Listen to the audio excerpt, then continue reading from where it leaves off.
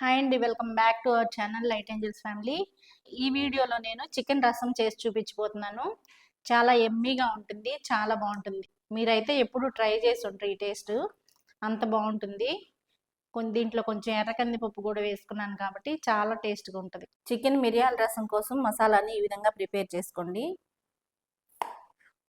2-3 పచ్చిమిర్చి వేసుకోవాలి. కొద్దిగా అల్లం ముక్కలు కూడా వేసుకోవాలి. చిన్నులపాయలు కొంచెం ఎక్కువ వేసుకోండి, బాగుంటుంది చారు. 1 స్పూన్ జీరా వేసుకోవాలి. 1 స్పూన్ మిరియాలు వేసుకోవాలి. 4-5 రెమ్మలు కరివేపాకు కూడా వేసుకోవాలి. కొన్ని కొత్తిమీర కాళ్ళు వేసుకోవాలి.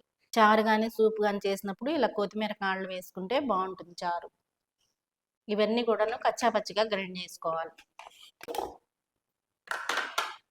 మసాలాని ఈ విధంగా గ్రైండ్ చేసుకున్నాం కదా, దీన్ని పక్కకు పెట్టేసుకోవాలి. చింతపండు కూడా ఈ విధంగా నానబెట్టుకున్నాను, ఇది కూడా రెడీగా ఉంది.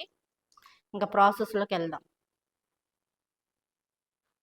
ముందు స్టవ్ మీద ఒక కుక్కర్ పెట్టుకొని స్టవ్ ఆన్ చేసుకోవాలి.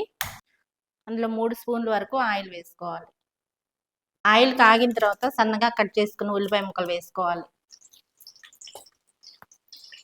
2 రెమ్మలు కరివేపాకు కూడా వేసుకొని వేయించుకోవాలి. ఇలా వేగేటప్పుడు 1 స్పూన్ ఉప్పు వేసుకోవాలి. ఇక పసుపు వేసుకోవాలి. ఉల్లిపాయలన్నీ మంచి బ్రౌన్ కలర్ వచ్చిన తర్వాత చికెన్ వేసుకోవాలి. హై ఫ్లేమ్లో పెట్టుకొని బాగా వేయించేసుకోవాలి.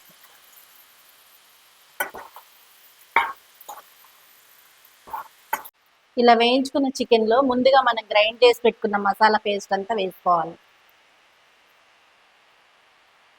ఈ టైంలోనే 2-3 స్పూన్లు ఎర్రకందిపప్పు వేసుకోవాలి.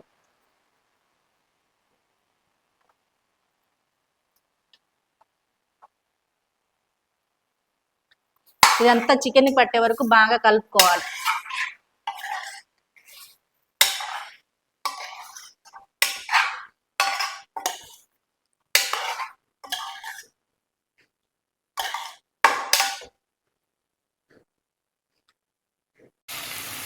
ఇప్పుడు 3 టమాటాలు కట్ చేసి వేసుకుంటున్నాను.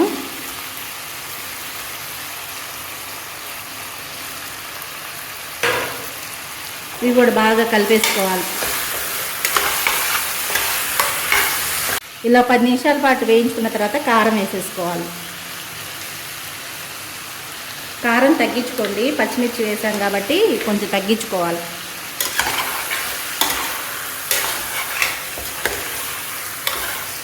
ఇది కూడా పచ్చివాసన పోయే వరకు బాగా వేయించుకోవాలి. వేసి ఒకసారి అంతా బాగా కలిపేసుకోవాలి. ఇంకా అయితే వాటర్ పడతాయి, నేను కుక్ అయిన తర్వాత మళ్ళీ పోసుకుంటాను.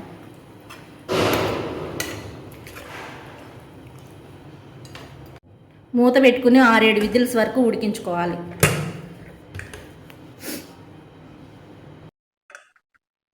కుక్కర్ విజిల్ అంతా పోయిన తర్వాత మూత తీసి మళ్ళీ స్టవ్ ఆన్ చేసుకోవాలి.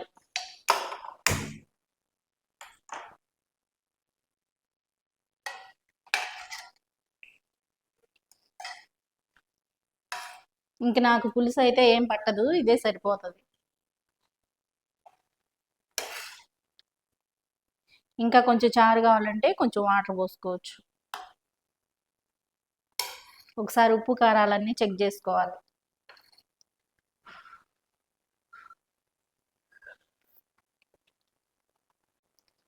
ఇంకా దించే ముందు కొత్తిమీర కరివేపాకు వేసేసుకుంటున్నాను.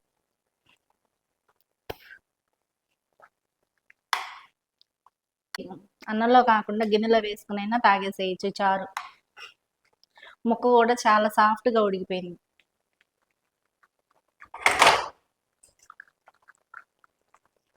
ఇట్లా ఇట్లా తీయగానే అసలు చూడండి ఎంత సాఫ్ట్గా అయిపోయిందో. ఇంక నూనె కూడా పైకి తేలిపోయింది బాగా. ఇంకా స్టవ్ ఆపేసుకోవాలి. అంతే అంతే అండి, చికెన్ రసం అయితే రెడీ అయిపోయింది.